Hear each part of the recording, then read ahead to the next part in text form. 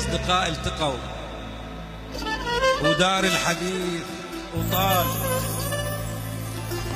اثنين أصدقاء التقوا ودار الحديث وطال.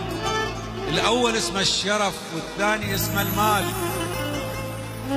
قال الشرف اعترف هذا زمان المال، الإيمان قل والوفا والحال أرد حال، وعباد رب البشر صاروا عبيد المال.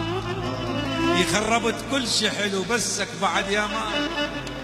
المال مس الغضب وانتفض كم طاووس.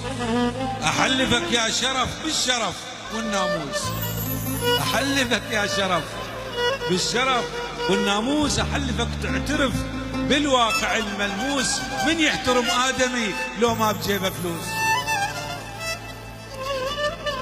بالمال تقدر تشتري الأصحاب والخلان والكرسي والجاه والألماس والنسوان.